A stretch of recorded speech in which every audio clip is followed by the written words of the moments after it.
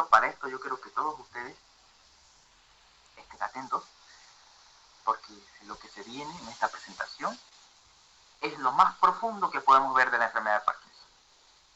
Desde su epidemiología, su concepto, hasta su tratamiento que hoy en día se hace contra la enfermedad. Y así, en conmemoración del Día Mundial de la Enfermedad del Parkinson, que se recuerda el 11 de abril, ya pasó ya. Pero ya por motivos de tiempo, lo hacemos en esta fecha. ¿Listo? Entonces, para eso se hace esta clase. Ese es el objetivo de esta clase. Que todos nosotros aprendamos lo que es en verdad la enfermedad del Parkinson y su repercusión a nivel mundial. Es algo bonito, que lo vamos a ir viendo paso por paso. ¿Listo? Entonces, en unos momentos voy a empezar a compartir. Van a disculpar la tardanza, tenía unos errores de la señal, pero ya se pudo restablecer por completo. Bien, chicos, entonces voy a empezar a compartir. Para esta dinámica, para esta tarde, que todos ustedes están presentes para aprender, eso es lo importante, para que aprendamos juntos y repasemos, si es que algunos quieren repasar, repasemos entre todos el tema tan bonito que es la enfermedad del Parkinson.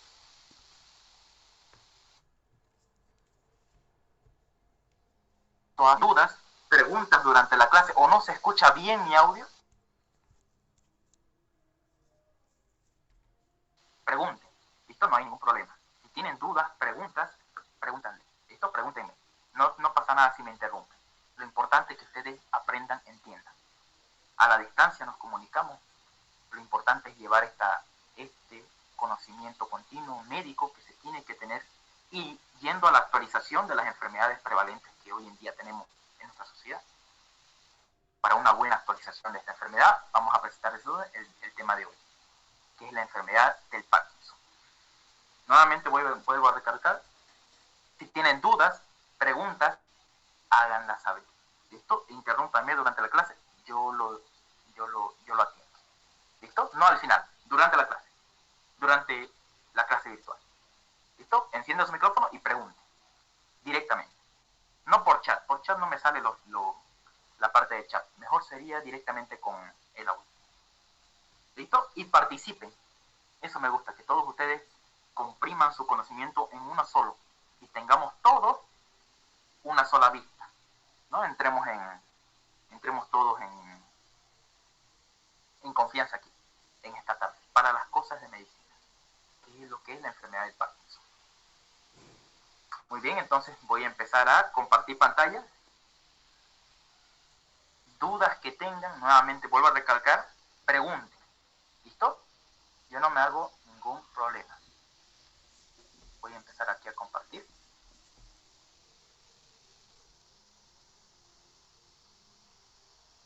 Bien.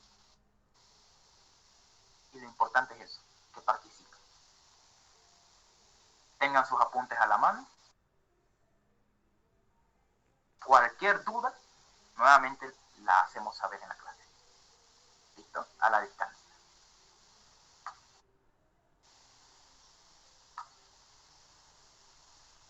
¿Se ve la pantalla? ¿Me confirman, por favor? Sí, se ve, Axel. Perfecto. Bueno, me presento a todos. Yo sé que algunos me conocen, algunos son mis alumnos, algunos son mis compañeros de clase, otros son de otros lugares que nos ven. Me presento, yo soy el auxiliar Anthony Rivas, estudiante de la carrera de Medicina en la Gabriela N. Moreno, en Santa Cruz, Bolivia. Soy auxiliar también en la materia de anatomía, embriología, histología, patología, parasitología, semiología médica, que eso se avanza en tercer año, y cirugía general, cirugía 1, ¿no? Técnicas quirúrgicas. Entonces, esa es mi presentación para darles a conocer de lo que es la enfermedad del Parkinson, de la mejor manera posible.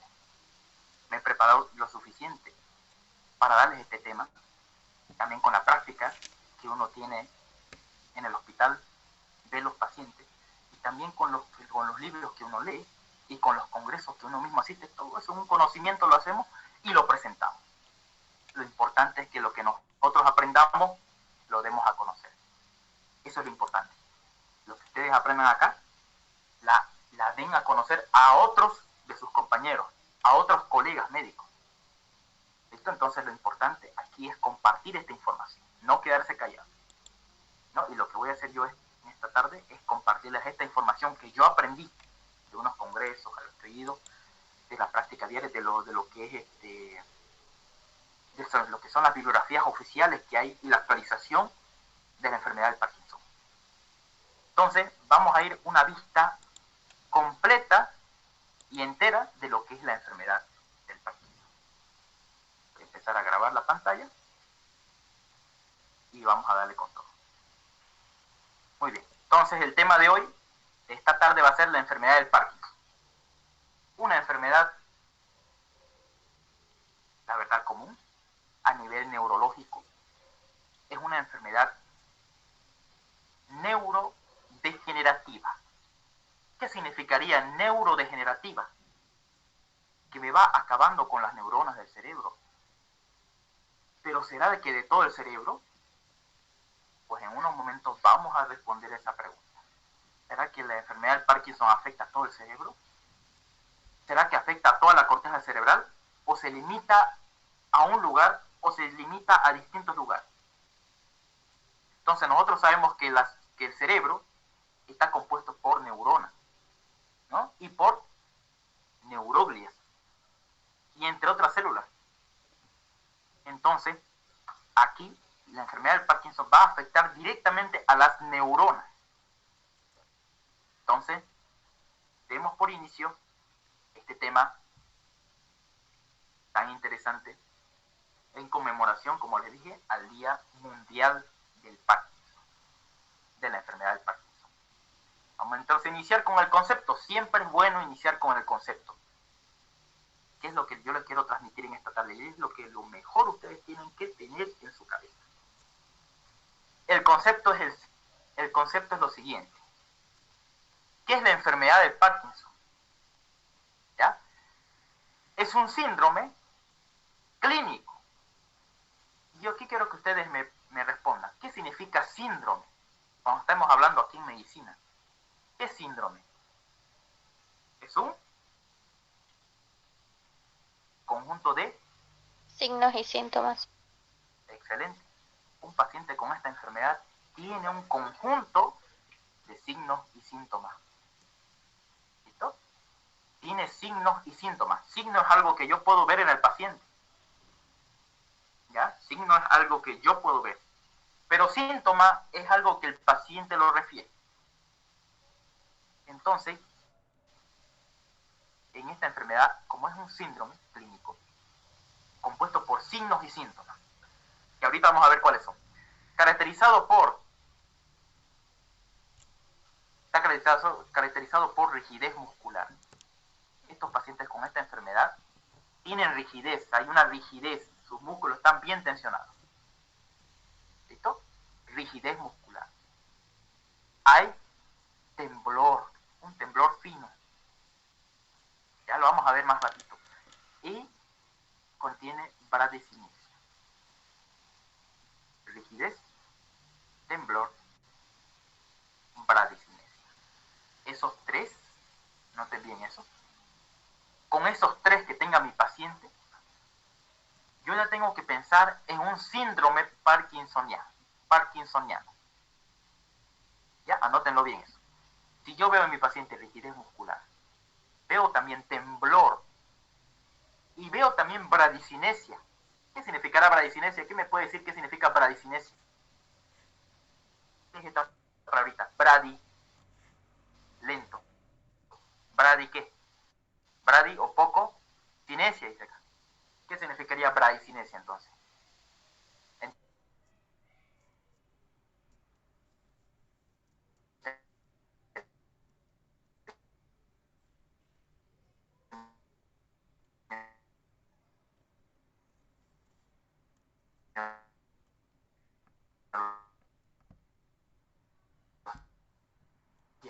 Médica.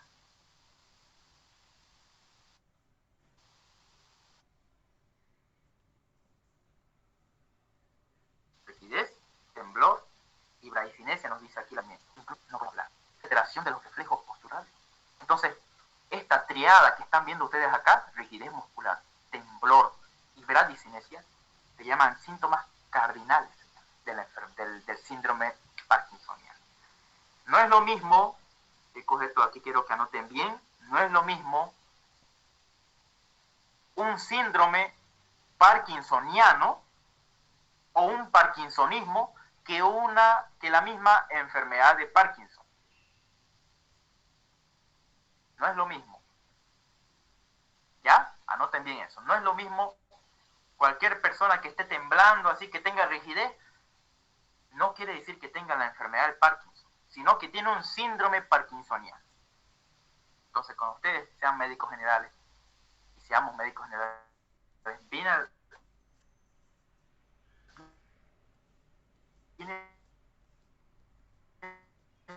el paciente desde la puerta del hospital, entra, y temblor, rigidez muscular, enfermedad del Parkinson, ¿qué van a poner ustedes?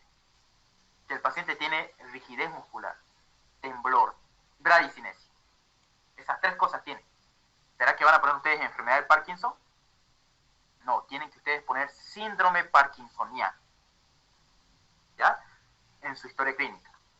¿Por qué? Porque todavía no están teniendo el diagnóstico definitivo. Esto de aquí que el paciente venga a la primera consulta, que venga con rigidez, con temblor, con bradicinesia, no significa que tiene la propia enfermedad del Parkinson. No significa eso. Lo importante que hay otras enfermedades que también producen rigidez, temblor. Ese conjunto de signos y síntomas, de los síntomas cardinales, que es la rigidez, temblor y bradicinesia, ¿dónde lo vemos? Lo vemos en el síndrome parkinsoniano o parkinsonismo, que es lo mismo. ¿Ya? Entonces, hay parkinsonismo primario, secundario y parkinsonismo atípico. Y esto quiero que lo tengan bien en su cabeza, bien centrado, bien adentro. ¿Listo? Que no es lo mismo en la enfermedad del Parkinson que un síndrome parkinsoniano. Entonces el parkinsonismo primario viene a ser lo que es la propia enfermedad de Parkinson. Anoten bien, que es de lo que estamos hablando hoy. El parkinsonismo secundario son síntomas similares. ¿Cuáles son los síntomas cardinales, chicos, que les estaba diciendo hace rato? Este parkinsonismo secundario tiene síntomas cardinales. ¿Cuáles son esos síntomas cardinales que tiene el parkinsonismo secundario? ¿Cuáles son? A ver, ¿cuáles son los síntomas cardinales del parkinsonismo para que nosotros digamos, este paciente tiene parkinsonismo? ¿Cuáles son? Rigidez muscular, temblor y bradicinesia. Excelente, rigidez muscular, temblor y bradicinesia. ¿Qué significa bradicinesia? Poco movimiento. Eso, muy bien. Disminución de los movimientos lentos. Eso es lo que me llama la atención a mí. Este paciente tiene movimientos lentos. Entonces, hasta aquí espero que se quede bien claro. Que no es lo mismo decir enfermedad del Parkinson que decir parkinsonismo o síndrome parkinsoniano, es distinto.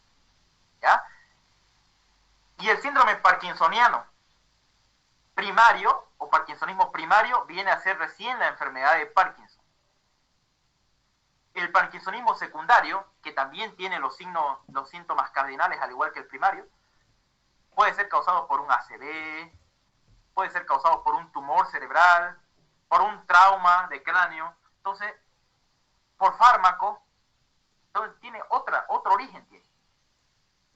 Sin embargo, un parkinsonismo atípico, por ejemplo, la enfermedad de Wilson, bloqueos supranucleares, atresia multisistémica o atrofia multisistémica. Entonces, hay varias enfermedades que producen este parkinsonismo atípico, secundario y primario. Secundario y atípico. Ese es otro tema, ese es un tema más largo todavía, que no quiero que en esta noche ustedes solo aprendan, ¿no? Es largo ese tema de síndrome parkinsoniano atípico y secundario, como dice acá. Son temas largos que no quiero tocar. ¿Nos vamos a centrar en cuál de estos tres? ¿En cuál de estos tres cuál de estos tres nos dice dice que es enfermedad del Parkinson? ¿Primario, secundario o atípico? ¿Cuál de esos tres nos dice que es la enfermedad del Parkinson? La de acá, la que estamos viendo. El primero. ¿Sí? Parkinsonismo primario. Este de aquí es la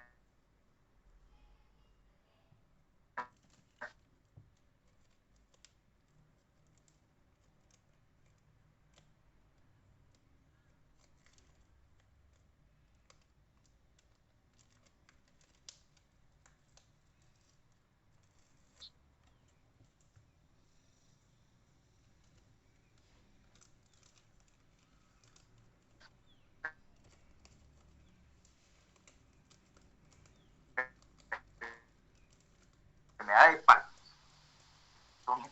Con ese concepto inicial. Porque la enfermedad de Parkinson es un síndrome clínico, ¿no? Caracterizado por rigidez, temblor, bradicinesia y algo que le adiciona más a la enfermedad del Parkinson, que es alteración de los reflejos posturales. El paciente va a tener una posición extraña y más adelante lo vamos a ver. ¿Listo? Paciente con posición extraña. ¿Listo? Hasta aquí, ¿alguna pregunta? Y miren, ¿qué más tiene la enfermedad del Parkinson? Miren acá. Esta es una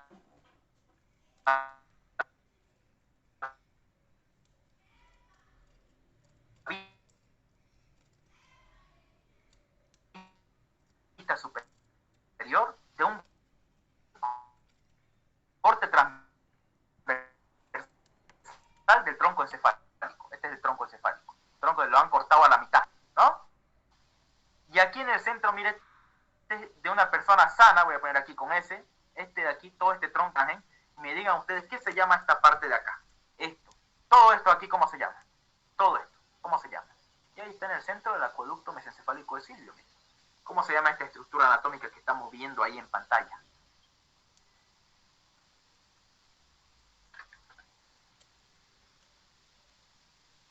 ¿El mesencéfalo? Lo mismo, el mesencéfalo. Y acá hay una sustancia, ¿no? Una sustancia oscura que se llama sustancia negra. Derecho e izquierdo. Lado derecho, lado izquierdo. Se llama sustancia negra. ¿Listo? Y esta sustancia negra, chicos, es la que se encarga de secretar altas cantidades, exactamente su pars compacta, porque no se olviden que se divide en dos porciones, ¿ya? Anoten bien esto, chicos, es importante. Esa parte negra que ustedes están viendo ahí, en esa imagen, esa parte oscura, aquí, esta parte oscura de acá, se llama sustancia negra, y tiene dos porciones. Una porción ventral y una porción dorsal que también se llama porción compacta. Anoten bien eso, porción compacta. La porción ventral secreta GABA, que es el ácido gamma-aminobutírico. Y la porción dorsal, que también se llama porción compacta, produce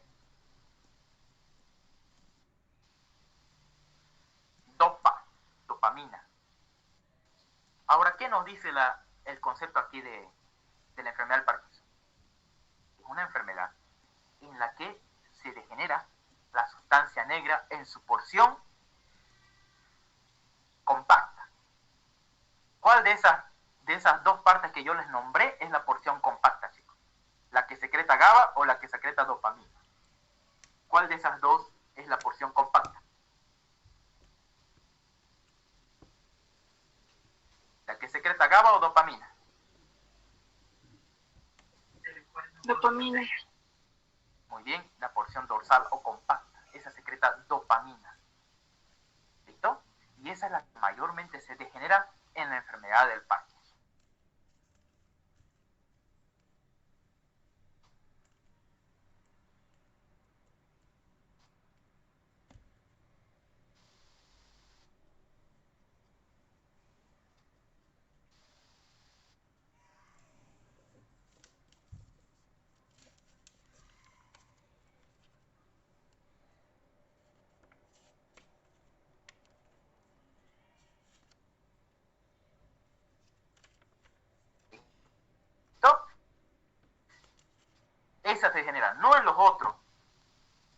que vamos a ver, no, sino en el que les llama la atención, que les da curiosidad. Diferencia este con este, ¿qué les da curiosidad a ustedes?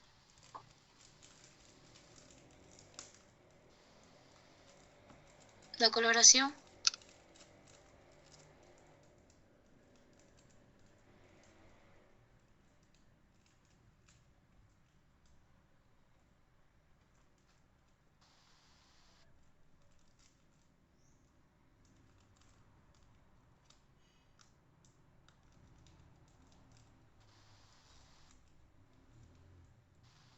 ¿Será que hay sustancia negra una es la coloración, muy bien, destrucción de la sustancia negra, principalmente de su porción compacta, que es la porción dorsal. Y ahí se encuentran en esta parte negra del mesencéfalo, se encuentran células que se llaman células dopaminérgicas, que secretan dopamina. Y en la enfermedad del Parkinson, esas células o esas neuronas dopaminérgicas están destruidas. Miren cómo se ve acá. Muerte de las células dopaminérgicas de la sustancia negra. Ese es el recuadro o el reparo anatomopatológico, si es que les preguntan a ustedes. ¿Cuál es la principal reparo anatomopatológico que podemos encontrar en la enfermedad del Parkinson? Es destrucción de las células o de las neuronas dopaminérgicas de la porción compacta de la sustancia negra. Ese es el reparo anatomopatológico. Epidemiología. Y antes de irme aquí, les pregunto a ustedes, la porción dorsal secretaba dopamina o porción compacta. ¿Será que ahora lo va a hacer?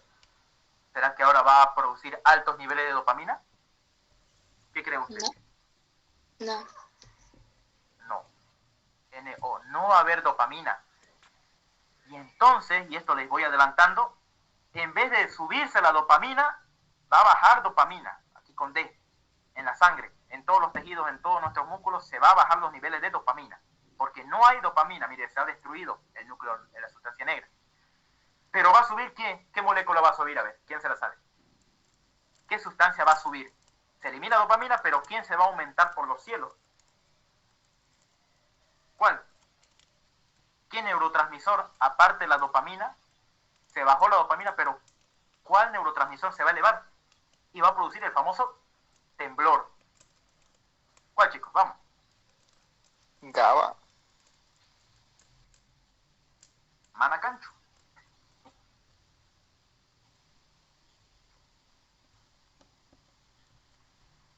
¿Qué molécula es esa?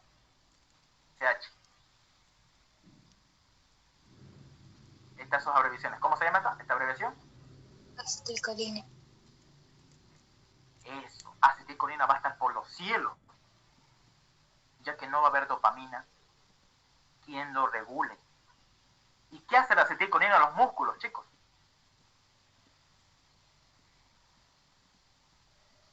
Estimula.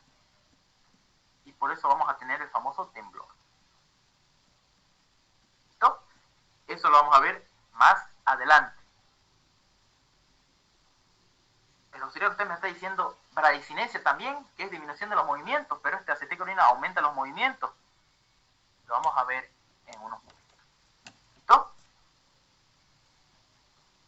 Para entender muy bien la fisiopatología de la enfermedad de Parkinson y su tratamiento, cómo lo manejamos a estos pacientes, que es complicado manejarlo. No es un juego manejar a estos pacientes. Se debe a unos tratamientos multidisciplinarios. Epidemiología. Ocupa el segundo lugar en las enfermedades neurodegenerativas. ¿Quién es el primer lugar, chicos? ¿Cuál es la enfermedad neurodegenerativa más frecuente en el mundo? La primerita. ¿Cuál es la primerita? Esquizofrenia. Es la... No. Esa es una condición psicopatológica o psiquiátrica que es producida esa. No es primaria, es secundaria. Ocupa el segundo lugar, entonces. ¿Cuál? Alzheimer. El Alzheimer es el primer lugar, chicos. Anoten bien eso. Alzheimer. ¿Y qué es lo que es la enfermedad del Alzheimer? es una atrofia cerebral, se atrofia el cerebro, se hace más pequeño el cerebro, eso me quiero decir con atrofia. Sin embargo, aquí en la enfermedad del Parkinson, no se atrofia al inicio, como la enfermedad del Alzheimer, no se atrofia, pero sí se destruye la sustancia negra. ¿Listo? Entonces, ocupa el segundo lugar en las enfermedades neurodegenerativas. Su prevalencia aumenta con la edad, mientras más uno esté con la tercera edad, esté más viejito, en la quinta, sexta década de la vida, pues va a haber mayor prevalencia de la enfermedad. Por ejemplo, en pacientes varones es más frecuente que en pacientes mujeres. En varones de 2 a 1, como 2 varones y de 2 varones tal vez una mujer se puede, digamos, 2 a 1, ¿no? Más frecuente en varones que en mujeres. Mientras 2 varones están afectados de esta enfermedad, una mujer va a estar afectada. O sea, es más frecuente en varones, en resumen. La edad en que se puede presentar esto es importante. Es entre los 50 y 70 años. ¿Ya? Con una media que se llama 65 años. Esa es la tasa media por la cual los pacientes pueden presentar esta enfermedad. Si les preguntan a ustedes, cualquiera en su examen, por ejemplo, les dice la tasa media por el cual se presenta la enfermedad de Parkinson es 65 años. No se olviden, la tasa media. Y el intervalo es entre 50 y 70 años que se presenta la enfermedad de Parkinson. Ya no estamos lejos. Si se inicia antes de los 40 años, esta es pregunta de examen importante, muy importante. Si se presenta antes de los 40 años, la enfermedad del Parkinson, porque no es normal que una persona, un joven, tenga la enfermedad del Parkinson, un joven, digamos, como nosotros. No es normal. Y si mi paciente tiene eso, pensamos en una causa genética. Por ejemplo, en pacientes que tienen alteraciones del gen Parkinson. Si les preguntan en su examen, este es el gen Parkinson. El que se encarga de que un joven tenga Parkinson. También se llama parkinsonismo juvenil. ¿Ya? Antes de los 40 años, incluso 20 años, 30 años. ¿Sabes? Parkinson precoz también se llama. ¿Ya? Es por el gen Parkinson. Y tiene distinto tratamiento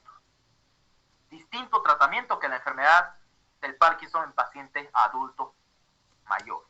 Esto tiene distinto tratamiento y ahorita vamos a ver eso. ¿Hasta ahí se entendió? ¿Alguna pregunta que tenga, alguna duda?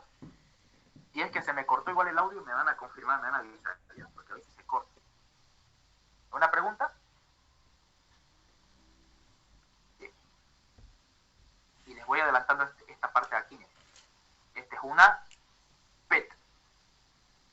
¿Ya? Lo vamos a ver más adelante de qué trata el PET.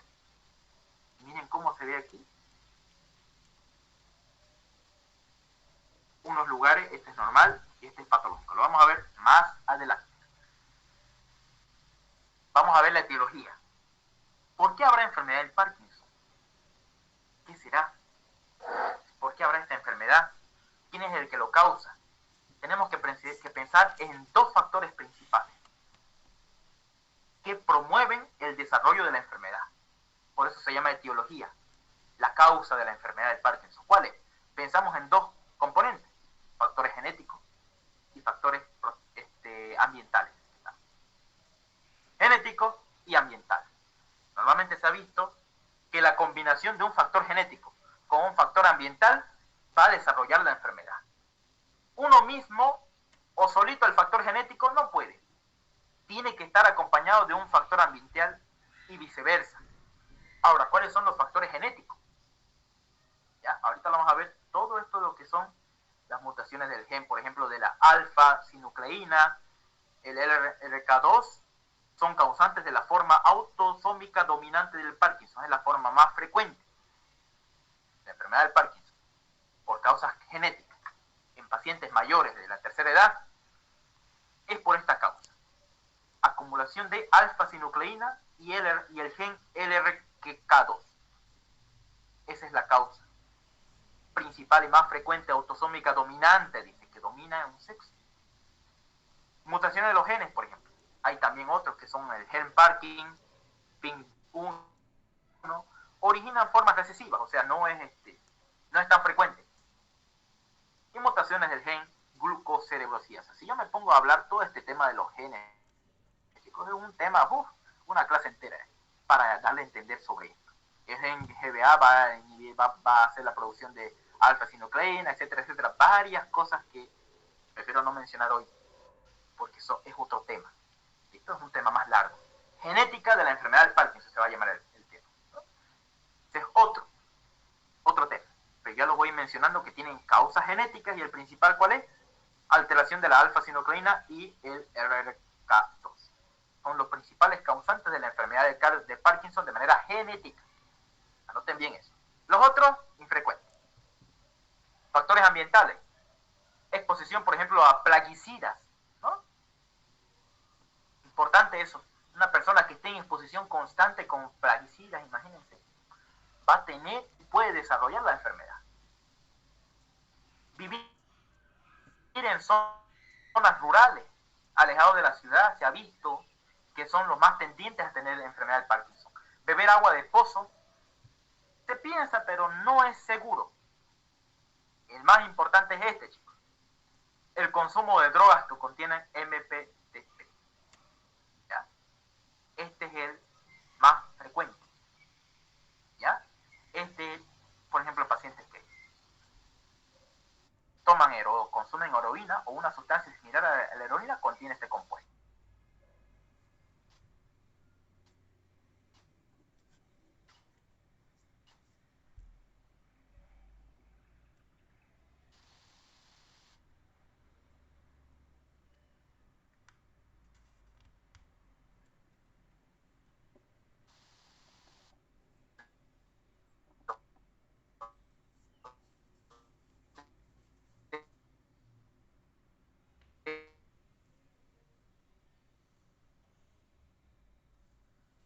Para que ustedes puedan investigar.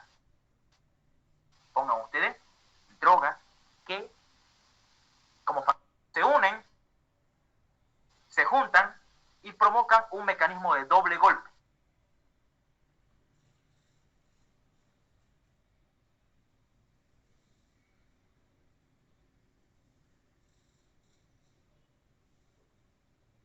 Ambiental hacen la enfermedad.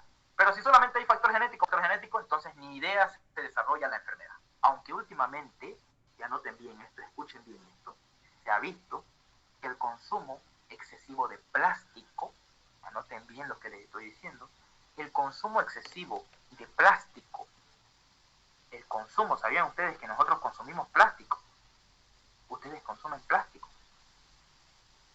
Y el aumento de consumo hoy en día, ya que varios alimentos están incluso siendo modificados con plástico incluso, el consumo de plástico produce la enfermedad del Parkinson y Alzheimer, que son las dos principales causas de enfermedades neurodegenerativas en el mundo. Ahora, ¿por qué estarán en ascenso? ¿Por qué estarán en aumento esos casos? Entonces, pónganse a pensar. Según estudios, se ha visto que hay esa posibilidad. Más no lo dicen seguro, o sea, no lo confirman, pero hay esa posibilidad. Pacientes con consumo de plástico. Ya sean las golosinas hechas de plástico, o cuando nosotros ponemos algo caliente en una superficie de plástico. Esas pequeñas moléculas de plástico se desprenden y se van a nuestro organismo con un intestino hiperpermeable. Ese ya es otro tema, ese es un tema más que se puede hablar mucho de ese tema, pero no lo voy a hablar el día de hoy porque simplemente lo voy a mencionar. ¿Listo? Pero es un tema interesante que hoy en día necesitamos saber para evitar ese tipo de complicaciones de la enfermedad de Parkinson. Entonces, yo les decía, para que se forme el mecanismo, para que se desarrolle la enfermedad, chicos, yo necesito un mecanismo de doble golpe. ¿Qué significa ese mecanismo de doble golpe, chicos? Vamos.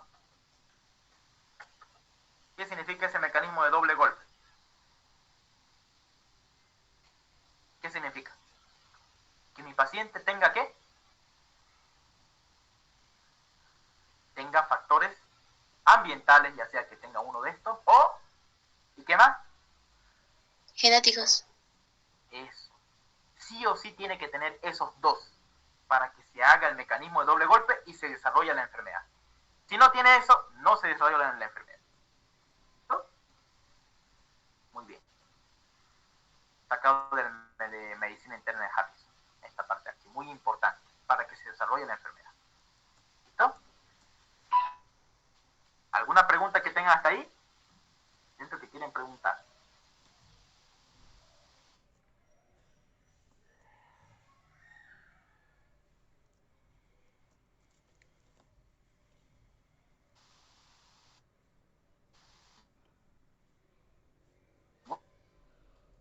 ¿Una?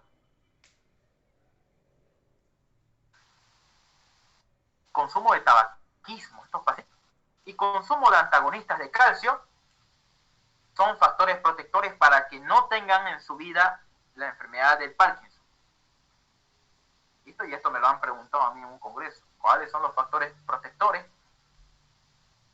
epidemiológicamente que se ha visto que produce protección contra la enfermedad del Parkinson? Es el consumo, pacientes que consumen cafeína, tabaquismo, AINES y pacientes que consumen antagonistas de calcio, fármacos antagonistas de calcio, Diltiazem, entre otros, ¿no? Antagonistas de calcio. Entonces, ¿por qué será que el consumo de antagonistas de calcio me puede mejorar? Anoten bien esto, chicos, y se los voy a repetir esta vez. Miren, en un paciente joven, normalmente los conductos para la estimulación de las neuronas dopaminérgicas se estimulan por sodio. Ya, eso es lo que dice la teoría. Y cuando uno envejece, los receptores que hay en las células dopaminérgicas, los receptores que hay en su superficie, ya no son por sodio, ahora van a ser por calcio. Y ustedes saben que el calcio, cuando se entra dentro de la célula y se acumula mucho calcio dentro de la célula, ¿qué es lo que pasa con la célula, chicos? A ver, patología. ¿Qué pasa si hay mucho calcio en nuestra célula? No se olviden la mnemotecnia que yo les hago siempre a los alumnos, les digo, calcio malo. Calcio malo. ¿Por qué malo? Cuando entra dentro de la célula y hay muchas concentraciones de las neuronas dopaminérgicas, en este caso, va a producir su apoptosis, lesión mitocondrial. ¿Listo? Entonces, cuando uno es joven, entra sodio para estimular, pero cuando uno ya es anciano, viejito, ya no entra solamente sodio, entra más calcio. Entonces, eso promueve la apoptosis de la célula dopaminérgica. ¿Listo? Y miren aquí qué es lo que pasa. Normalmente aquí te miras el cerebro, aquí está el tronco encefálico, mesencéfalo, puente y bulbo raquídeo, aquí está la corteza cerebral y aquí está el cerebelo, aquí está el bulbo olfatorio, hipotálamo acá, ¿no? Y bulbo olfatorio, cuerpo calloso. Listo, esta es la anatomía un poco, ahí lo podemos ver anatomía. En condiciones fisiológicas, lo normal es que nosotros tengamos la alfa-sinucleína que no esté alterada, que esté funcional, que se degrade. Normalmente esta molécula, esta proteína que se llama alfa-sinucleína, es una proteína que normalmente se degrada en el sistema, aquí en el mesencéfalo, gracias a las células dopaminérgicas o neuronas dopaminérgicas. Y estas neuronas, al tener esa degradación, van a ir liberando las neuronas normalmente su dopamina al sistema extracerebral, o sea, lejos de nuestros músculos, por ahí, extracerebral. ¿Pero qué pasa en la enfermedad del Parkinson? La alfa-sinucleína no se destruye, no se degrada, y se acumula y forma acumulación de proteínas mal plegadas, así se llama la patogenia. Y eso hace que cuando la alfa-sinucleína dentro de la célula dopaminérgica, ya, o dentro de aquí de la célula, se acumulen y formen los famosos cuerpos de Lewy. Y aquí vemos, miren, una imagen, aquí en la parte izquierda. Miren, nosotros encontramos aquí una imagen, una neurona. Miren, está aquí teñido por melanocitos. Y aquí, miren, se encuentra un cuerpo compuesto por alfa-sinucleína. Alfa-sinucleína. ¿Cómo se llama este cuerpo, chicos? A ver, intracitoplasmático. Miren, esta es la neurona, todo esto es la neurona dopaminérgica. Aquí está, miren, su núcleo. Y acá está, miren, el cuerpo. ¿Cómo ¿Cómo se llama este cuerpo? ¿Quién se acuerda? ¿Cómo se llama esta inclusión? Este cuerpo que se forma aquí. Cuerpo de Lewy. Eso mismo, cuerpos de Lewis. ¿Y esos cuerpos de Lewis qué contienen? En su interior, ahí mismo, ¿qué contienen? Ahí, en esa parte. ¿Qué contienen? Proteínas mal pelegadas. Del alfa. Muy bien. De la alfa-sinucleína. Muy bien. Excelente razonamiento. Entonces, esa proteína mal plegada, que es la alfa-sinucleína, normalmente debería degradarse, pero como no se degrada, se acumula y forma la agregación de cuerpos de Lewis en la neurona intracitoplasmática. Y eso hace que la neurona entre en apoptosis. ¿Listo?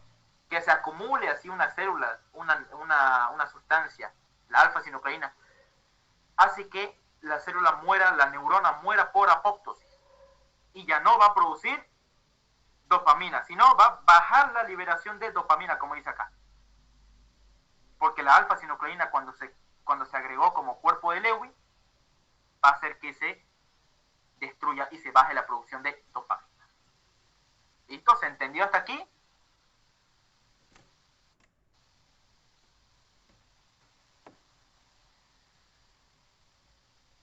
¿Se entendió hasta aquí? ¿Alguna pregunta que tengan?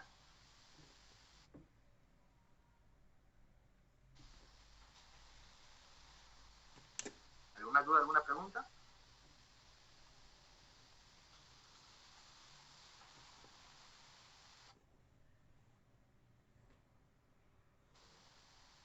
Listo. Si no hay preguntas, sí.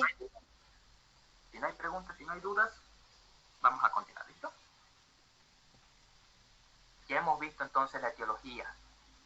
Factores genéticos ambientales tienen que contribuir al desarrollo de la enfermedad. Si no hay esas dos, no se vuelve la enfermedad. Hay factores protectores y ya vemos cuál es la culpa de que se formen los cuerpos de Lewis dentro de la neurona, es por la acumulación de alfa-sinucleína. Y hemos visto incluso en patología eso, acumulación de proteínas mal plegadas, ¿no? Y hemos visto factores ambientales, que una droga muy importante es la MPPT, y eso de ahí les dejo para investigación, porque es larga la información de esta droga que está en relación con la enfermedad de Parkinson y produce síntomas muy similares cuando hay intoxicación. Vamos entonces a anatomía patológica, ¿no? La anatomía patológica, o vamos a ver sus características anatomopatológicas. Por ejemplo, ¿cuál es la principal característica anatomopatológica que yo veo en la enfermedad del Parkinson? A ver, díganme ustedes, chicos, participen. Y desde acá a esto, ¿qué dirían ustedes? ¿Cómo lo interpretarían?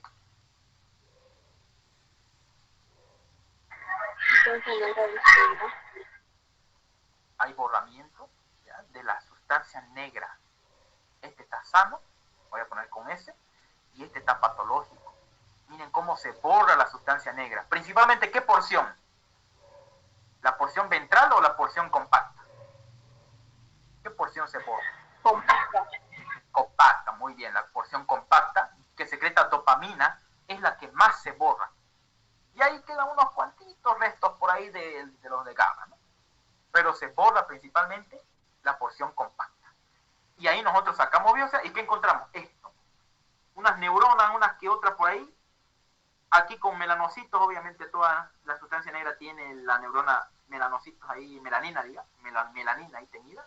Y tiene aquí en el centro, esa neurona que está entrando en apoptosis, tiene un cuerpo que se llama cuerpo de Lewis, que su contenido es la alfa-sinucleína, por acumulación de proteína mal plegada, que es la alfa-sinucleína, ¿no?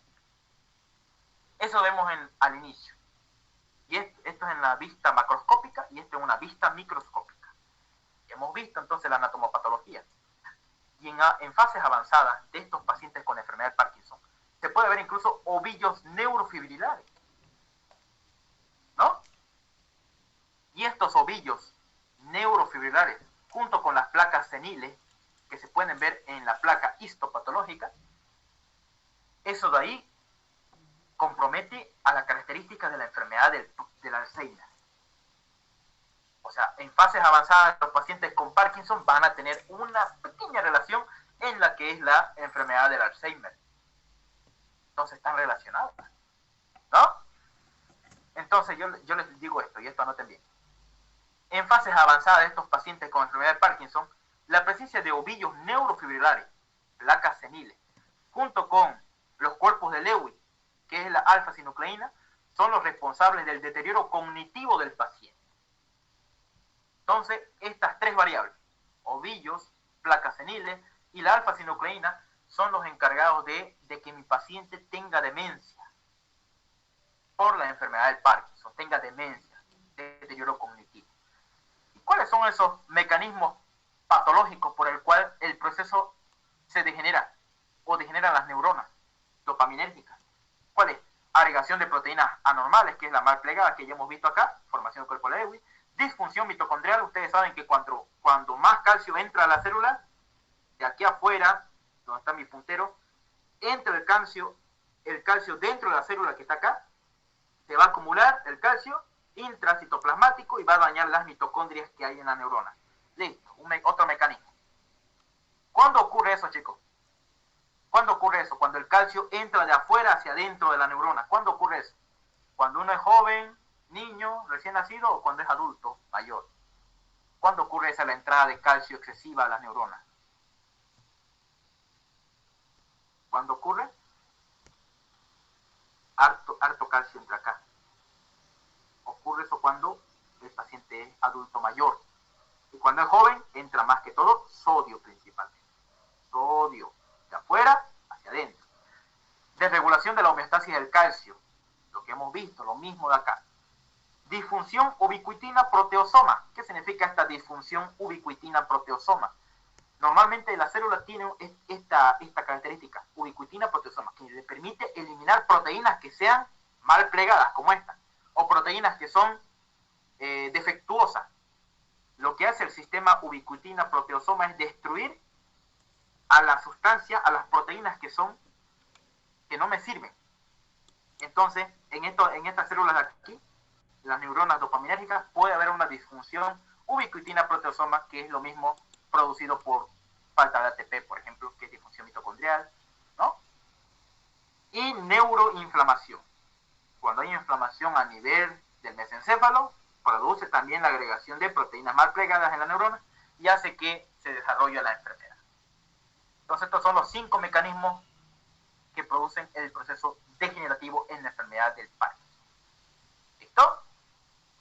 Ahora, esto de aquí fue pregunta de examen. Estadios de Braak. Estadios de Braak. Anoten bien. Estadios de Braak. Son 6 estadios, chicos. Anoten bien. 6 estadios del estadio de Braak, según las características anatomopatológicas que presenta el paciente con enfermedad de Parkinson. Vamos a ver el estadio 1, estadio 2, estadio 3, estadio 4, estadio 5 y estadio 6. Anoten bien, vean bien esta imagen. En estadio 1, ¿dónde van a haber cuerpos de Lewy? ¿Dónde va a haber cuerpos de Lewy? Estas inclusiones citoplasmáticas acá. Va a haber en los núcleos olfatorios, bulbo olfatorio, va a haber en el bulbo raquídeo a nivel del núcleo dorsal del vago. Y eso va a producir alteraciones cardíacas, porque no se olviden que el vago, el nervio vago, está conectado con el corazón. Y los núcleos olfatorios. Etapa estadio 1. Entonces, en el estadio 1, mi paciente va a tener daño por cuerpos de Lewy en el núcleo, en el nervio olfatorio, que es el primer par craneal, ¿se acuerdan, no? Anatomía, primer par craneal. Y en el núcleo dorsal del motor del vago, o sea, en el 10º par craneal. Entonces, ¿qué pares craneales aquí se afectan? El primero y el 10º par craneal se afectan en estadio 1. En estadio 2, aparecen cuerpos de Lewy en el puente, lucus coeruleus, núcleos pedunculopontinos, ¿no? Y ahorita eso va a tener su propia alteración autonómica. Estadio 3, ¿ya? Hay cuerpos de Lewy, lo mismo de todo esto, pero añadimos que hay cuerpos de Lewis aquí en el mesencéfalo, en la sustancia negra, pars compacta, no se olviden, porción compacta, y en los núcleos del RAC. Y eso, desde el estadio 3, ya va a haber disminución de marcada de dopamina. Anoten bien, desde el estadio 3. Estadio 4. Todo lo relacionado con lo de arriba, incluyendo prosencéfalo basal, por ejemplo, el núcleo basal de Meynert y el mesocórtex. El 5, lo mismo, neocorteza asociada con la corteza prefrontal. Aquí ya aparecen las alteraciones cognitivas del deterioro mental. Desde la etapa 4, 5 y 6, ya aparece deterioro cognitivo, deterioro mental, demencia en estos pacientes con Parkinson. Y en la etapa 6 se afecta la sensibilidad del paciente. Se afecta la corteza motora. ¿Se acuerdan la corteza motora del cerebro cuál es? Es la 4, 6 y 8. Y la suplementaria. Y la corteza sensitiva también se afecta. El área somatosensitiva 1, 2, 3, 1, 2 y 3, ¿no? Que vemos en la corteza cerebral. Ese es el estadio 6, ya daña la corteza cerebral. Y el paciente tiene alteraciones de la sensibilidad. ¿Se entendió este estadio? Se llama estadios de Braak. Y aquí están los estadios de Braak, miren. En los estadios 1 y 2, ¿qué pasa en el estadio 1, chicos? ¿Dónde se almacenaba los cuerpos de Lewy? En el estadio 1 de Braak. ¿Dónde se almacenaba?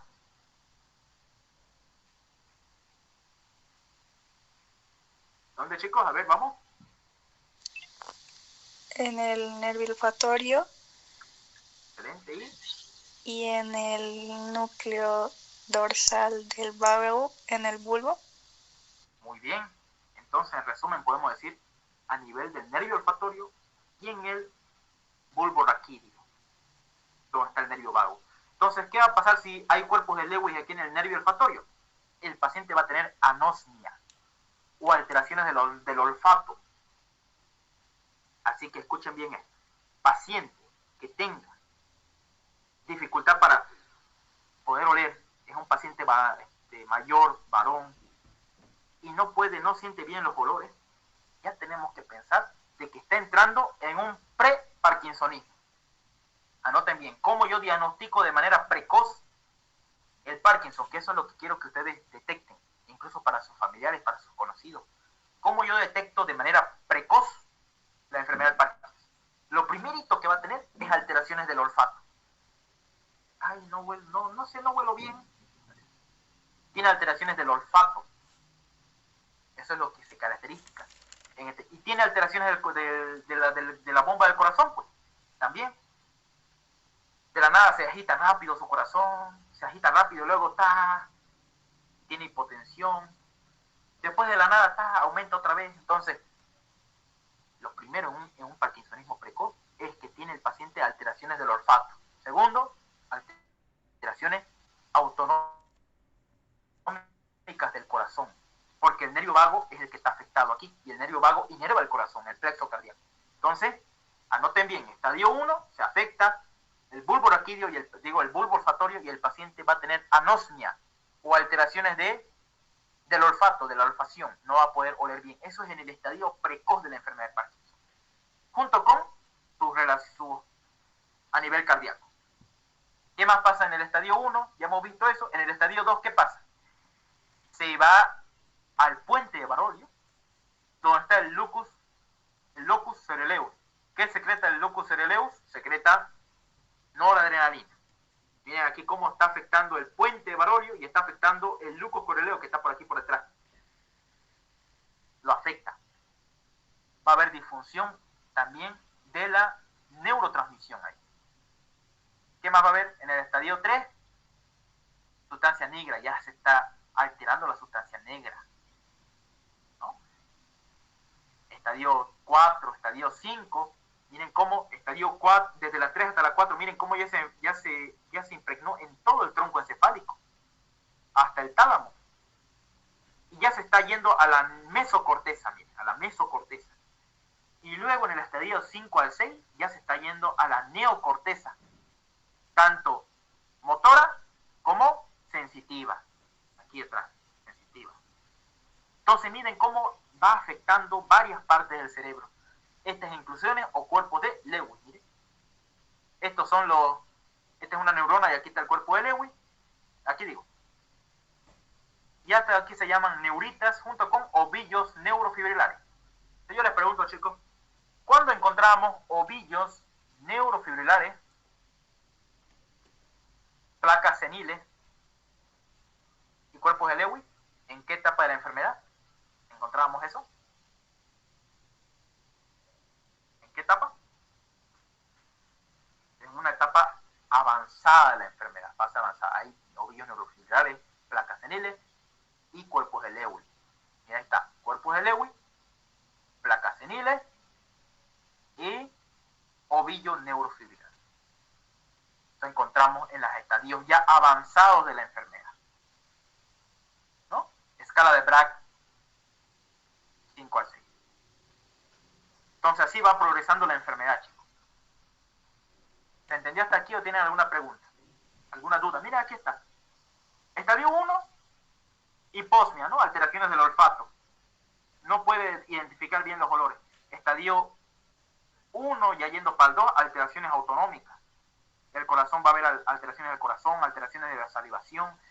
Depresión va a haber en el estadio 2 y 3. ¿Por qué hay depresión en el estadio 2 y 3? Porque ya se afecta la sustancia negra. Trastorno de conducta en el sueño en el estadio 2. ¿Por qué? Porque ya afecta el lucus ceruleus. ¿Y qué secretaba el lucus ceruleus, chicos? Noradrenalina, ¿no? Y eso va a afectar la conducta del sueño. Deterioro cognitivo cuando afecta a nivel del 4. 4, 5, 6 ya afecta al nivel de la... Hay demencia. ¿Por qué? Porque se está afectando la corteza cerebral. Y es que les pregunto eso. Y hay fatiga, alteración de la visión, de los colores, dolor y apatía cuando es en el estadio último. Estadios de Bragg. Anoten bien eso porque eso es sumamente importante para ver la afectación de mi paciente a nivel central. ¿Entendió hasta ahí? Chicos, miren cómo va ascendiendo, ¿no? La formación del cuerpo de Lewy hasta la corteza. Una vez que llega aquí a la corteza, nivel de estadio 4, 5 y 6, ya mi paciente ya tiene demencia, va a tener demencia, psicosis, depresión, ansiedad. Ahora vamos con la fisiopatología de la enfermedad del Parkinson. ¿Cómo se desarrolla, cómo se forma la enfermedad del Parkinson? Fisiopatológicamente. Y aquí quiero que todos ustedes vean, todos ustedes tomen en cuenta esto. ¿No? Para esto yo quiero que todos ustedes atiendan. Vamos a irnos por acá. Antes de continuar, ¿tienen alguna pregunta? ¿Alguna duda de lo que hemos visto? Estadios de Bragg.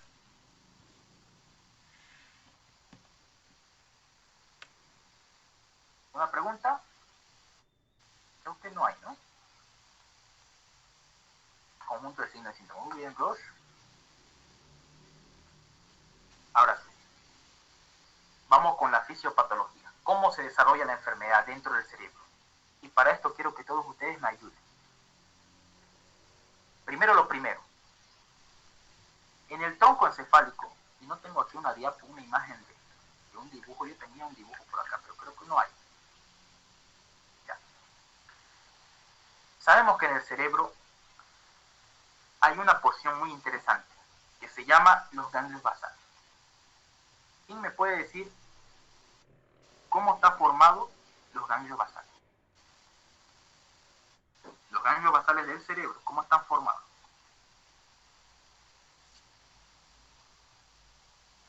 Antes de iniciar todo esto.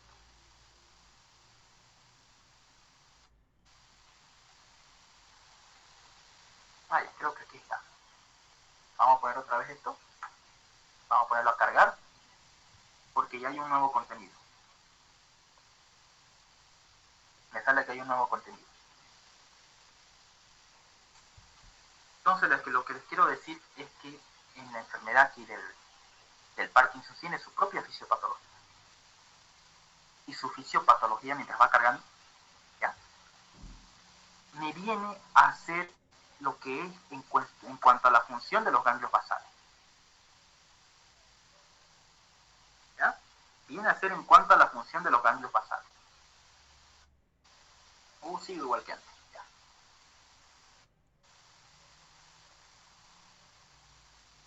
Entonces, nosotros vimos que en los ganglios basales tienen una función importante de acuerdo al lugar donde nosotros queremos ver de los ganglios basales. Ya casi está.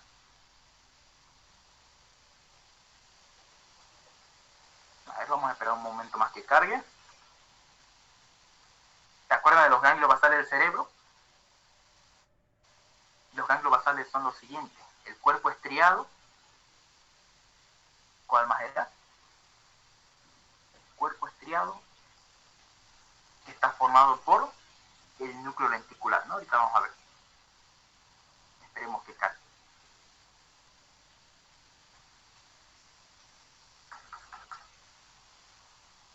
Ya, vamos directamente así.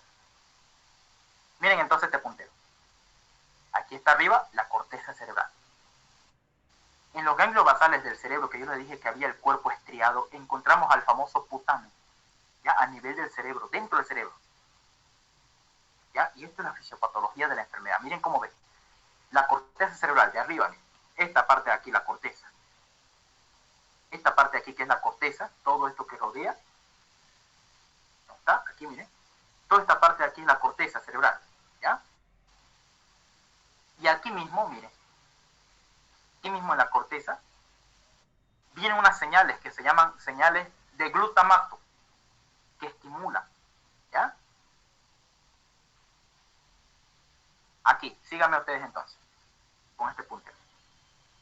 De la corteza cerebral, de la corteza de aquí arriba, de aquí de la corteza cerebral motora, ojo, corteza motora, anoten eso. De la corteza motora vienen unas señales de glutamato que vienen al cuerpo estriado, que se llama putamen. ¿Ya? Anoten bien eso. Y el putamen se encuentra acá, en los ganglios basales, aquí por dentro. Entonces, del cuerpo estriado, el cerebro, la corteza motora, estimula al putamen. ¿Ya? Y ahora, aquí tenemos a la sustancia negra, SNC, que es lo que estamos viendo acá. ¿Qué es lo que estamos viendo acá? Esta sustancia negra de acá. Se comunica esa sustancia negra con el cuerpo estriado. ¿Ya? ¿Liberándole qué? Liberándole dopamina. Esa dopamina sigue dos vías. La vía indirecta o la vía directa. Esto es lo que sucede normalmente. Anoten bien. Esto es lo que sucede normalmente. Viene un estímulo de la corteza con glutamato y estimula el cuerpo estriado. Y la sustancia negra que hace ratito estamos viendo acá, la sustancia negra produce dopamina. Y la dopamina sigue sus dos cursos. Una vía indirecta, que es de los receptores D2 de dopamina, y una vía directa, que es receptores D1 de dopamina. La vía directa, anoten bien esto, la vía directa que está aquí a la derecha, miren, ¿qué es lo que va a hacer? Va a estimular al putamen. Gracias a sus receptores D1, va a estimular al putamen. Y el putamen va a enviar, al ser estimulado, envía señales GABA, que es un inhibidor. Entonces va bajando, entre otras sustancias, igual sustancia perinorfina, va bajando e inhibe la función del del núcleo globo pálido interno y sustancia negra. A esos dos inhibe el putamen, los inhibe. ¿Y cuál es su función, chicos, de este ganglio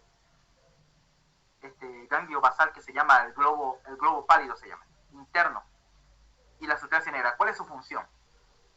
Su función principal, ya noten bien de esa vía de ahí, inhibir el tono muscular y facilitar los movimientos. Esa es su función. Inhibir el tono muscular y favorecer el movimiento. Entonces, si yo les pregunto cuál es la función de la vía del globo pálido con la sustancia negra del mesencéfalo, ¿cuál es su función? Bajar el tono muscular y aumentar los movimientos, agilizar los movimientos. ¿Y quién lo está inhibiendo esa función? El putamen gracias al GABA, por la vía directa. ¿Y este de aquí qué es lo que va a hacer? Va también a inhibir al tálamo. ¿Ya? Va a inhibir al tálamo gracias a los receptores GABA. Y este tálamo va a enviar señales excitatorias al cerebro, a la corteza, por vía de glutamato. Entonces, ese es lo normal que pasa en la vía directa. Uno se inhibe, otro se estimula. Al inhibir este, se estimula este. Es un poco chipadero. Pero lo importante es esto, que el GABA, que la sustancia negra y el globo pálido interno, su función es de bajar el tono muscular y favorecer los movimientos. Cuando es inhibido, no hace eso. Porque ¿cuál es la función del putamen y del cuerpo estriado? Su función es lo contrario. Aumenta el tono muscular y baja los movimientos. Anoten bien eso, chicos. ¿Cuál es la función del cuerpo estriado en el que está el putamen? Bajar el tono, subir el tono muscular y disminuir los movimientos. Subir tono, disminuir movimientos musculares que yo pueda mover. Entonces, este de aquí, al ser estimulado por la dopamina, lo inhibe al globo pálido y sustancia negra. Pero en la vía indirecta, por los receptores D2 en el putamen, inhibe, y esa inhibición libera también GABA y encefalina, y estimula a este nivel, al inhibir el globo pálido externo. Y este globo pálido externo, al ser inhibido, también produce otras señales inhibitorias, GABA, a nivel del núcleo subtalámico del tálamo. Y este, al ser inhibido así, produce estimulaciones, porque esto me estoy inhibiendo, dice, se estimula más, inhibiendo glutamato y más glutamato, y este glutamato más estimula a la sustancia negra y al globo pálido interno, y va a disminuir el tono muscular y favorecer el movimiento de los músculos. Entonces, como ven ustedes, la vía directa que estamos viendo inhibe, y la vía indirecta estimula, ¿no? Entonces, normalmente hay un control, hay un equilibrio en nuestro cerebro. Hay un equilibrio entre la inhibición y la estimulación. Hay un equilibrio, normalmente, gracias aquí a la dopamina que se secretó al inicio. Y eso inhibe el tálamo, y el tálamo libera glutamato para estimular la corteza. Ahora, ¿qué pasa en la enfermedad de Parkinson? No hay dopamina, no hay vía directa, no lo va a inhibir entonces. No hay vía directa, y por ende, porque no hay receptores, mucha dopamina, entonces leve su respuesta es leve, inhibitoria. ¿Y cuál predomina más, chicos? A ver, ustedes viendo ya el esquema de aquí y de aquí, ¿quién es el que predomina acá? ¿La vía directa o la vía indirecta? ¿Quién es el que predomina? Y le da estimulación al globo pálido y al sistema de la sustancia negra. ¿Cuál es el que predomina acá? La Vía indirecta. Muy bien, la vía indirecta. Miren cómo las flechas son más gruesas. Esta va a predominar. ¿Y qué hacía la vía indirecta? ¿Estimulaba o inhibía?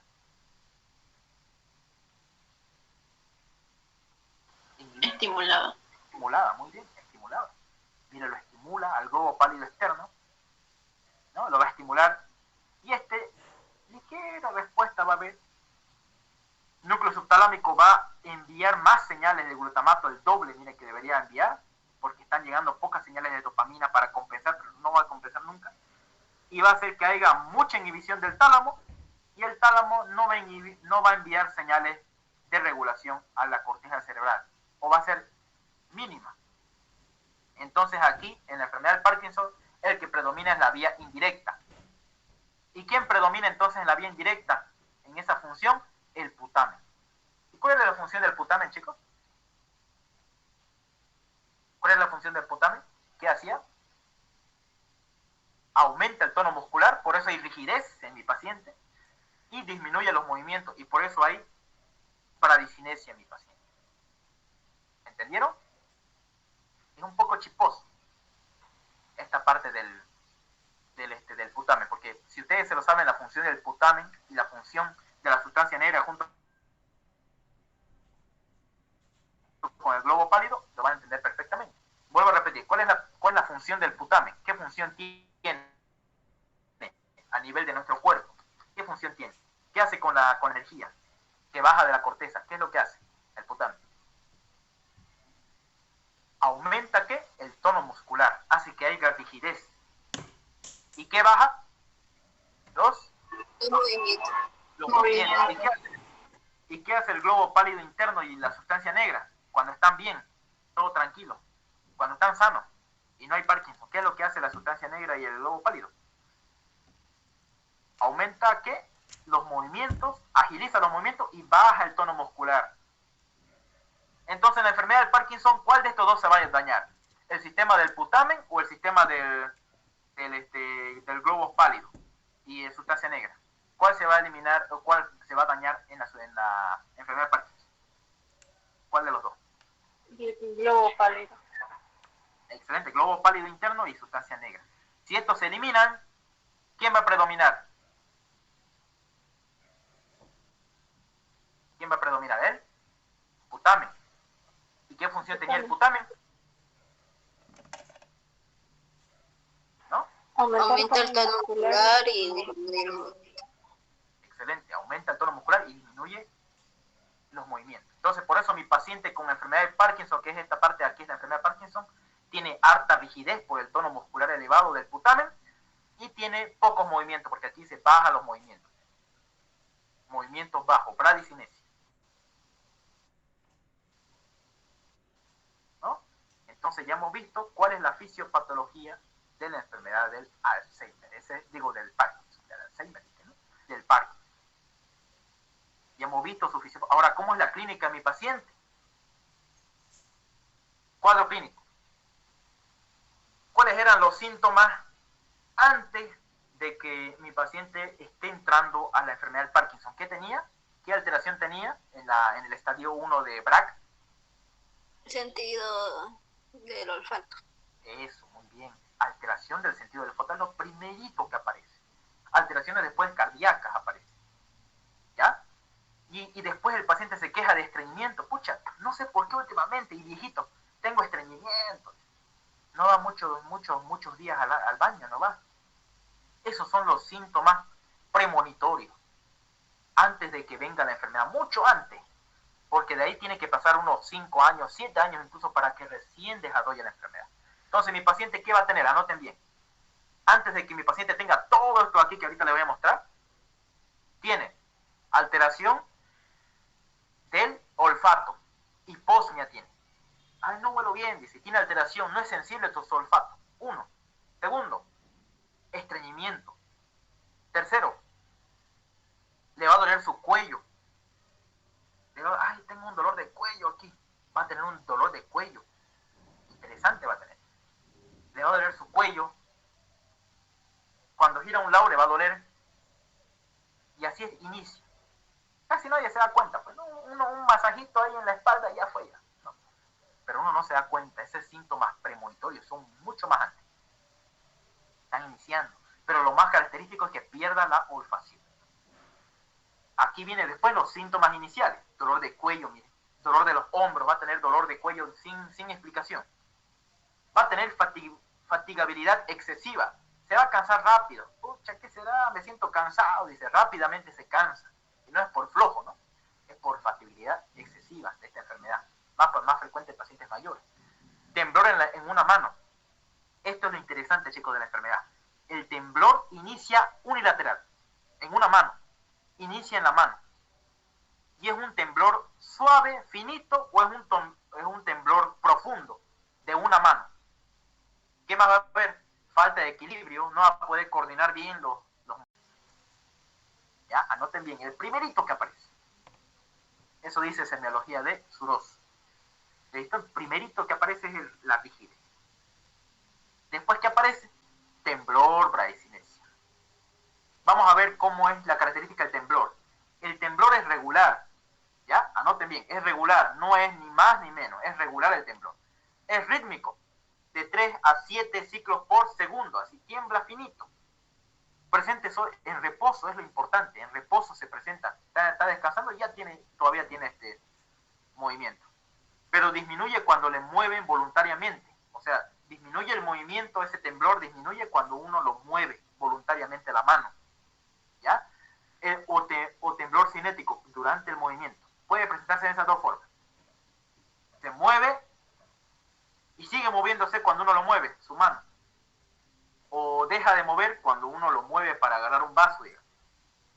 Esto ocurre al inicio y esto ocurre al final. Anoten bien eso. ¿Y cómo se ve esa característica que yo le estoy mostrando? ¿Cómo se ve esa característica que yo le estoy mostrando? Así, mire, se ve. Miren bien esta imagen. A ver. Vamos a poner. Ahí está, miren. ¿Cómo es la mano? No, miren cómo se mueve. Vamos a ver otra vez. Miren cómo tiembla la mano. Unilateral. Primero inicia ¿listo? Primero es unilateral, miren. Y tiene ese signo característico en cuentamonedas. Miren cómo parece que uno está contando monedas, ¿no? Se llama signo en cuentamonedas. Miren cómo cuenta como si estuviera contando moneditas. La mano, el pulgar y el dedo índice. Así es la enfermedad, la característica de la enfermedad del Parkinson. Signo en cuentamonedas se llama. Es así iniciará el temblor. Es rítmico. 3 a 7 por segundo. Vamos al otro. La bradicinesia. La bradicinesia es disminución de los movimientos. Retardo del movimiento. Incluso el paciente tarda en hablar, tarda en moverse. Es lento, como una tortuga. Síntoma más incapacitante de la enfermedad de Parkinson. Si les preguntan cuál de los signos cardinales es el más incapacitante de la enfermedad de Parkinson, es la bradicinesia. ¿Ya? No se olviden, esto fue preguntado. Facies, tiene facies inexpresivas. ¿Cómo es la facies inexpresiva? Vamos a ver acá. Miren cómo esta paciente camina y tiembla ambas manos. ¿Cuántas manos tiemblan aquí, chicos? A ver, vamos. ¿Cuántas manos tiemblan? ¿Es simétrico? ¿Ambas manos tiemblan? ¿Qué dicen, chicos? Vean la imagen. Solamente una mano es la que tiembla. La mano derecha. Puede o no puede ser como el signo del cuentamonedas, ¿no? Miren cómo mueve su manito. ¿Y cómo es su cara de la paciente, chicos? Miren cómo es su cara. Su cara de la paciente muestra una cara inexpresiva. Una cara que no muestra preocupación, ni nerviosismo, ni susto. Se llama facies inexpresivas, se llama la cara que tiene la paciente. ¿Ya? Miren cómo es su movimiento, chicos. ¿Cómo camina la paciente? ¿Camina veloz? ¿Cómo camina? Miren ustedes bien. A ver, chicos, opinen. ¿Qué le llama la atención a esta paciente? Dos cosas más faltan. Vamos.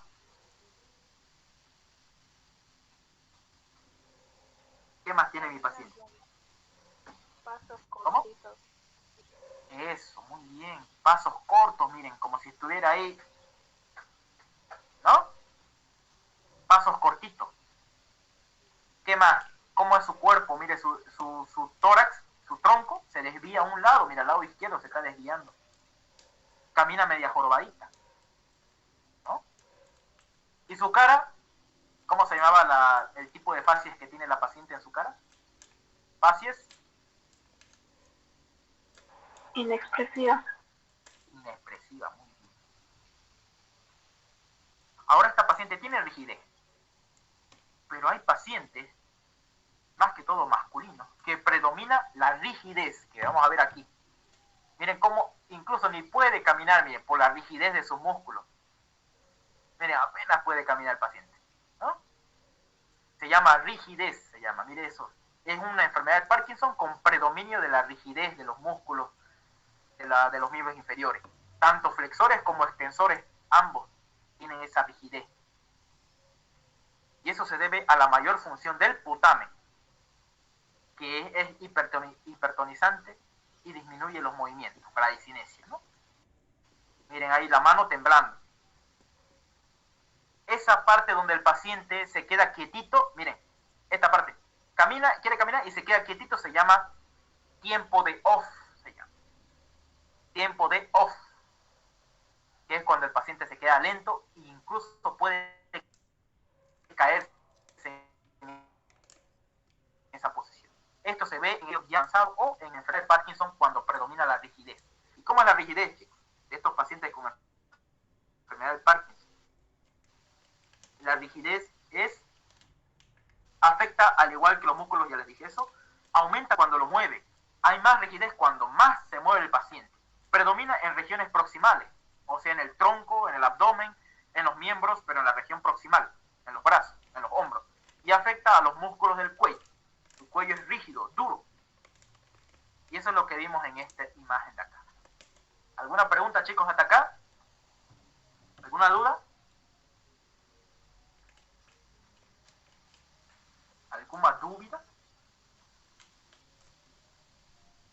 Y la postura típica. ¿Cómo es la postura de un paciente con Parkinson? Es en flexión, tanto de la cabeza como el tronco, en las articulaciones de los brazos y piernas mientras avanza la enfermedad. Esa es la postura típica, es jorobado, en otras palabras. Y cuando el tronco es desplazado hacia un lado, de una forma persistente se llama síndrome de Pisa. Y cuando el tronco es desplazado hacia adelante, se llama captocornia. Noten bien eso, chicos. Captocornia es cuando el paciente se joroba hacia adelante, en el paciente de Parkinson. Y cuando se joroba a un lado, como esta paciente se estaba jorobando hacia un lado, se llama síndrome de Pisa. Hacia un lado. Y estos son los fármacos que aumentan la incidencia de Parkinson, chicos. Entonces estamos viendo algo muy interesante. Hay fármacos que estimulan más aún la rigidez. Y eso nosotros tenemos que tomar siempre en cuenta. Hay fármacos que predominan y estimulan más el Parkinson. Vamos a abrir otra ventana. Mientras va cargando. Y miren acá, hay síntomas no motores. Por ejemplo, los síntomas cardinales ya lo hemos visto, ¿no? Bradicinesia, rigidez, temblor en reposo. Hay otras manifestaciones que no motoras, como la anosmia que ha tenido antes, ¿no? Sensitiva, hipotensión ortostática. ¿Qué significa hipotensión ortostática? Cuando el paciente se pone de pie, después de estar echado, tiene hipotensión. Alteraciones del tubo digestivo, va a tener estreñimiento, disfunción sexual. Son síntomas no motores. Alteraciones del sistema autónomo, del sueño incluso, alteraciones del sueño, alteraciones sensitivas, como el dolor, ¿no? Y otros síntomas, otras manifestaciones motoras, por ejemplo, el babeo, va a estar babeando el paciente, voz apagada, su voz se llama hipofonía, ¿no? Disfagia, va a tener dificultad para tragar los alimentos, bloqueo motor, que es lo que le dije hace rato, off, o freezing se llama. ¿Cómo es la cara de los pacientes con enfermedad de Parkinson? ¿Qué facies tienen? ¿Qué facies, chicos, tenían los pacientes con enfermedad de Parkinson? Facies inexpresivas, ¿no? Muy bien. Una cara que no tiene nada, digamos, nada de preocupación. No tiene ni susto y habla poco. En los estadios avanzados, el paciente camina con el tronco flexionado, sin balanceo de los brazos incluso. Bloqueo en la marcha y caídas son más frecuentes. La bradicinesia y la rigidez se manifiestan también con anomalías de la articulación del lenguaje. Esto es importante, chicos. Si mi paciente tiene, aparte de temblor, tiene rigidez y bradicinesia, mi paciente tiene una alteración también del lenguaje, del habla. Y estos son parkinsonismos atípicos, demencia por cuerpos eléctricos, atrofia multisistémica. Este es otro tema que vamos a ver próximamente. ¿Ya? Este es otro tema, es un tema más largo. Diagnóstico diferencial del Parkinson.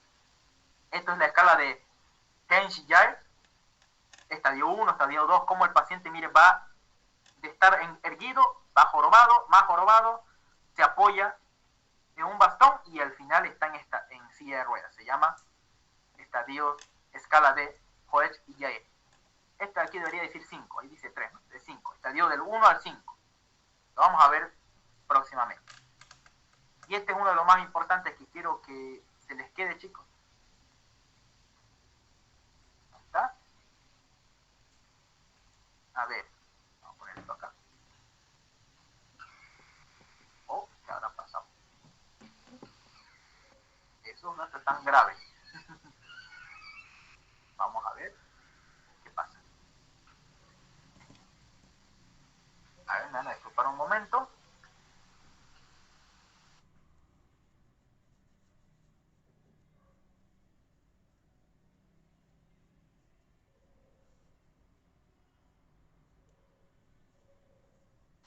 Listo, muchos estaban peleando. Listo, ahora sí. Y siguen, creo. Ya. Sigamos entonces esta parte de acá. Ya. ¿Cómo yo hago el diagnóstico de la enfermedad del Parkinson? Este de aquí es interesante. ¿Cómo yo hago el diagnóstico? Esto es muy importante, chicos, que sepan cómo yo hago el diagnóstico de la enfermedad del Parkinson. Primero necesito un criterio clínico. Después voy a tener criterios imagenológicos. Primero el criterio clínico, siempre, para hacer el diagnóstico. Este criterio es sacado del Banco de Cerebros del Reino Unido, ¿ya? Para el diagnóstico de la enfermedad del Parkinson, idiopática, que es la Parkinson primaria. Este criterio es muy importante. Está incluso en el libro de Harrison, ¿está? Solamente lo menciona. Lo primero que tenemos que hacer al paciente es diagnóstico del Parkinson, el cuadro clínico que conforma la enfermedad, ¿no? Los síntomas que tiene el paciente, ¿no? Los síntomas cardinales. Si tiene mi paciente eso, ya tengo un criterio. Diagnóstico de la enfermedad del Parkinson. 1. Del síndrome del Parkinson. Criterios de exclusión de la enfermedad del Parkinson. O sea, tenemos que pensar en otras causas, un tumor, un ACV. Tenemos que descartar, pero que haya otras enfermedades que hagan la clínica similar al Parkinson. Y el tercero, datos de apoyo. ¿Ya? Datos de apoyo durante la enfermedad. Por ejemplo, le hacemos la prueba de la levodopa. Le damos al paciente levodopa, que es el fármaco de elección, que lo vamos a ver la siguiente. Vamos a ver la siguiente parte de esto. Se le da levodopa al paciente y si el paciente responde rápidamente a la levodopa, nos confirma una enfermedad primaria, enfermedad Parkinson. Y durante 5 años más tiene esa respuesta a la de levodopa, sigue siendo criterio como diagnóstico de la enfermedad. Temblor en el reposo que inició en una mano, ese es un criterio muy importante. El temblor que inició en una mano. Discinesia después de tomar levodopa, vamos a ver eso más adelante. Y un curso progresivo y unilateral. Al inicio fue unilateral, luego se hace bilateral y predomina en un solo lado del cuerpo, más que en el otro. Esos 3 criterios tenemos nosotros. Ya nosotros damos con el diagnóstico de la enfermedad de Parkinson. Primero decimos síndrome parkinsoniano, que son los síntomas cardinales. Excluimos algún diagnóstico diferencial, un ACV, un tumor cerebral, y vemos los datos de apoyo durante la enfermedad. Entonces esos son los 3 criterios que tenemos que manejar para el diagnóstico de la enfermedad del Parkinson. Y los estudios de imagen, usamos la tomografía por emisión de positrones con dihidrotetralinacina, fármaco, ¿ya?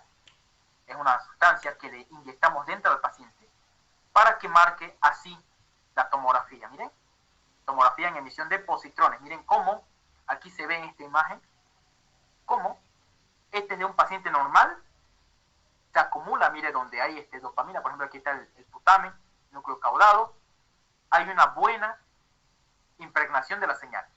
Pero en un un paciente con enfermedad de Parkinson, ¿cómo lo ven? A diferencia de este con este. Este está disminuido en su porción posterior, miren, no hay. Lo mismo acá, miren, en el centro, aquí está la sustancia negra. Todo bien, todo tranquilo, está bien, con buena señal. En un paciente sano. Pero ¿qué pasa en un paciente con Parkinson? Hay poca señal, mire, de dopamina. Incluso aquí se ve que hay hacia el bulbo olfatorio, ¿no? Miren, ahí están las señales de tomografía por emisión de positrón. Entonces este estudio se llama tomografía por emisión de positrón y solamente se hace cuando hay sospecha o duda del diagnóstico de la enfermedad. ¿Listo? Solamente se hace cuando hay dudas de estos criterios que hemos tenido aquí de clínico. Si hay dudas de eso, pues le hacemos una tomografía con emisión de positrones y si es que hay las condiciones necesarias para realizarla. Y otro le hacemos la resonancia magnética. La resonancia magnética es muy importante. Y aquí en la resonancia magnética podemos descartar diagnósticos diferenciales que producen parkinsonismo. Por ejemplo, esta es una resonancia magnética en secuencia T2, donde yo encuentro el líquido cefalorraquídeo blanco, miren, en toda su extensión. Y aquí veo que el putamen está hiperintenso, está blanco. Eso me da un señal de que hay una enfermedad llamada, miren esto, este es un signo característico, ahí le puse la foto de un tigre. Esta es una tomografía también cerebral en un corte axial, en secuencia T2, donde aquí observamos, miren, el signo característico de ojos de tigre. Ojos de tigre, miren cómo se ve a nivel del globo pálido, que es por una acumulación de cobre. Entonces, si hay una acumulación de cobre aquí, de esta hiperintensidad del putamen, y un signo en ojos de tigre a nivel del globo pálido, ¿cuál sería el diagnóstico? Enfermedad de Wilson. Y esa enfermedad ya es otro tema que podemos hablar.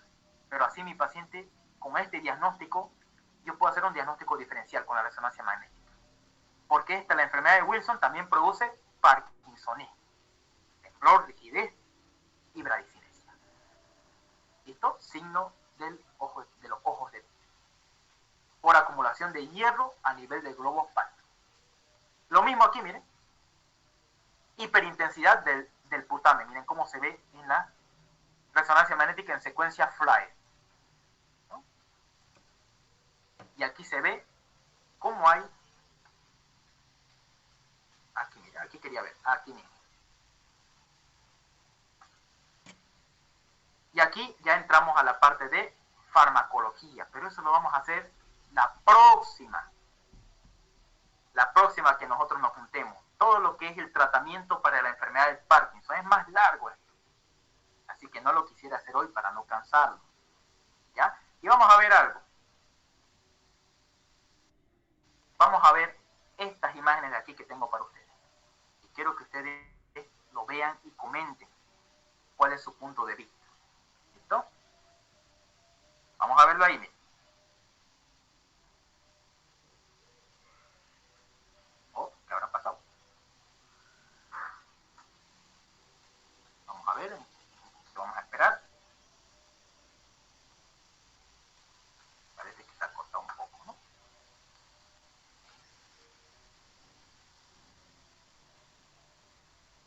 Creo que se ha movido esta imagen.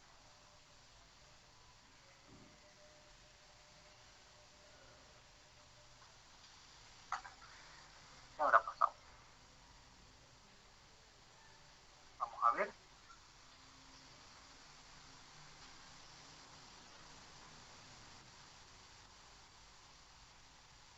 Aquí está.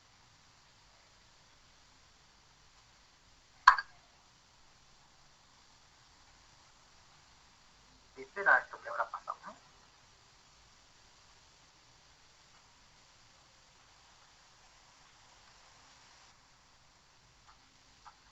Algo pasó acá, pero vamos a ver.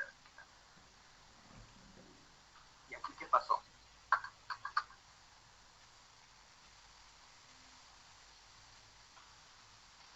Vamos a tener que ver que salirnos de acá. Algo ha pasado. No quiere dar bien la diapositiva. Vamos a reiniciar esto.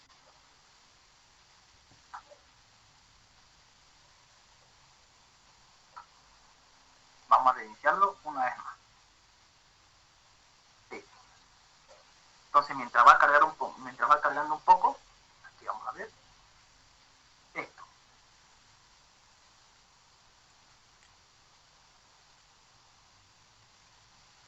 Bien, acá hay un caso clínico donde dice masculino de 55 años de edad. Vamos a ver cuál es su patogenia.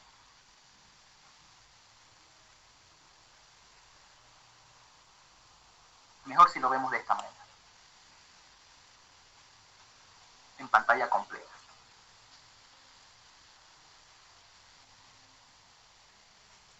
Y parece que no quiere dar.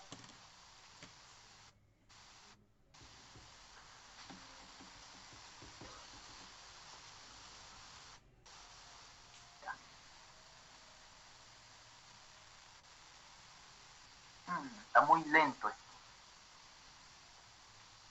A ver si este da.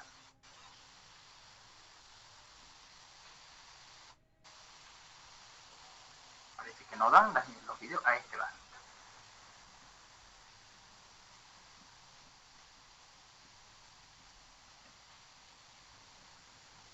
Bien, a ver, vamos a ver si este da. Son casos clínicos reales. Pero a ver, parece que no está dando.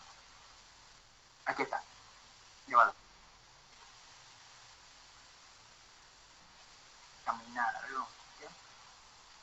que siga cargando. Vamos a esperar que siga cargando. Por ahí este ya cargó. Bueno, igual falta este. Falta que cargue. Este igual falta que cargue. Ya. Miren cómo hay. Este es el caso clínico, mire, de una paciente femenina de 61 años, dice, ¿verdad? Más o menos 9 años de evolución de la enfermedad, mire, de Parkinson. Mire cómo 9 años puede estar tardando así la enfermedad. Con una evolución con temblor, rigidez, periodo de off. ¿Qué era periodo de off, chicos? ¿Qué era un periodo de off? ¿Qué significaba periodo de off? ¿Ya se acuerdan? ¿Qué significaba un periodo de off? Cuando la persona se detiene antes de caerse. Muy bien, es un paciente cuando se detiene, ¿no? Muy bien. Excelente, entonces. Entonces esta paciente, miren, quería caminar, ya, pero ya no podía, y se detenía, y primera parada con un bastón. Estaba en el estadio 4 de la enfermedad. Ya 9 años de evolución, imagínense, ¿no? Con levodopa y carbido estaba para 2 horas, responde en 30 minutos de medicación, dosis máxima diaria. Entonces la paciente ya no respondía más ya, con este tipo de tratamiento que más adelante lo vamos a ver. Esta paciente ya no respondía más al fármaco. Miren cómo la paciente quiere caminar y no puede caminar, ¿no? Ahí miren, quiere caminar y se queda quieta. Y tiembla nomás su cabeza y está temblando. Pero no avanza más de lo que debería avanzar. Entonces, un claro ejemplo, hay varios casos clínicos, pero lo vamos a ver, Dios mediante, la próxima clase. ¿Listo? Hasta que cargue. Ahora, chicos, les pregunto, las preguntitas para repasar en esta primera etapa de lo que es la enfermedad del Parkinson. Yo les pregunto y ustedes me responden. Yo les pregunto y ustedes me responden. A ver, para desarrollar la enfermedad del Parkinson se tiene que necesitar un mecanismo doble de golpe. ¿Cómo se llama ese doble mecanismo, chicos?